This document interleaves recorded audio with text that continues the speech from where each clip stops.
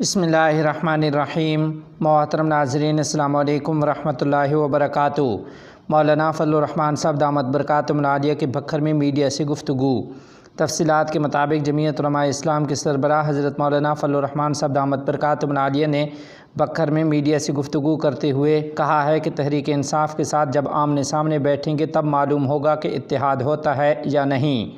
انہوں نے کہا کہ ہمارے پاس آئین ہے، ہم چاہتے ہیں کہ قانون پر عمل ہو۔ ملک کو اگر اچھے سے چلانا ہے تو سیاسی حکومت بننی چاہیے اور بیوروکریسی کو آزاد کرنا ہوگا۔ انہوں نے کہا کہ الیکٹیبلز سے پیسے لے کر باریاں دی جاتی ہیں۔ خیبر پختونخوا میں مولانا دشمنی میں 2 عہدے میرے مخالفوں کو دیے اور دھاندلی کے ذریعے ہمیں ہرایا گیا۔ میرا اپنا بیانیہ ہے اور ایک بڑی پارٹی ہے، ہمارے بیانیے کو پی ٹی آئی کے بیانیے کے ساتھ نہ جوڑا جائے۔ احتجاج کرنے کے لیے ہم جائیں گے۔ میں تو آپ کو بتا دینا چاہتا ہوں کہ میرا ایک ہی جماعت ہے جو ایک ہی بات کر رہی ہے۔ 2018 کے الیکشن میں دھاندلی ہوئی، ہم نے کہا دھاندلی ہوئی۔ یہ نہیں کہ نون لیگ میرے دوست بن گئی، پیپل پارٹی میرے دوست بن گئے، ہم نے مل کر تحریک چلائی۔ آج اگر ان کی حکومت آ گئی تو اب میں چپ ہو جاؤں؟ نہیں، اگر یہاں پر بھی دھاندلی ہوئی ہے میں آج بھی کہتا ہوں کہ دھاندلی ہوئی ہے اور اس کو تبدیل کرنا پڑے گا، قربانیاں دے کر کرنا پڑے گا، قربانیاں دے کر، چاہے جیلوں میں جانا پڑے چاہے قبروں میں جانا پڑے، لیکن قربانی دے کر آگے بڑھنا پڑے گا۔ انہوں نے کہا کہ پنجاب کی عوام ذہنی لحاظ سے سب سے زیادہ پسماندہ اور سیاسی لحاظ سے یہاں کا کوئی کردار نہیں ہے۔ مولانا فضل الرحمان نے کہا ہے کہ گندم کے معاملے میں کاشتکاروں کے ساتھ انہی لوگوں نے ہاتھ کیا ہے جنہیں ووٹ دیے گئے۔ ہم دماغ کو جمود کا شکار نہیں ہونے دیں گے کہ ہم پر جو مسلط کیا جائے اسے ہم قبول کر لیں۔ تمام ادارے، آئین سب موجود ہیں، مگر ایک ادارے کی اجارہ داری کیوں ہے؟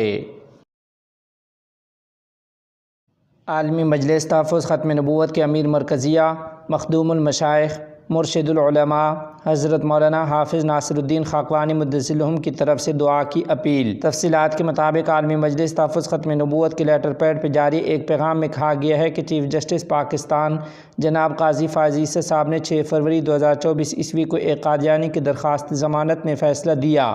اس فیصلہ پر نظر ثانی کی درخواست دائر کی گئی۔ 2 ماہ تاخیر کے بعد دوبارہ الحمدللہ 28 مئی 2024 عیسوی بروز منگل کو سپریم کورٹ میں تاریخ سماعت مقرر ہوئی ہے۔ پیغام میں کہا گیا ہے کہ تمام اسلامیان وطن سے اپیل کی جاتی ہے کہ وہ اپنی خصوصی دعاؤں میں اللہ تعالیٰ کے حضور درخواست کریں کہ اللہ تعالیٰ کی مدد و نصرت سے ایسا فیصلہ آئے جو ملک عزیز کے استحکام اور عقیدہ ختم نبوت کے تحفظ کا باعث ہو۔ امید ہے کہ تمام مشائخ اعظام، علماء کرام، اہل دل، اسلامیان وطن اپنی دعاؤں سے ہماری مدد کریں گے۔ آپ کا خیر اندیش محمد ناصر الدین خاقانی۔ کابل میں امارت اسلامیہ اور اقوام متحدہ کی انتظامیہ کے درمیان رابطہ کاری اجلاس کا انعقاد۔ تفصیلات کے مطابق امارت اسلامیہ افغانستان کی انتظامیہ اور اقوام متحدہ کے درمیان قیادت کی سطح پر رابطہ کاری کا اجلاس گزشتہ کل کابل میں منعقد ہوا۔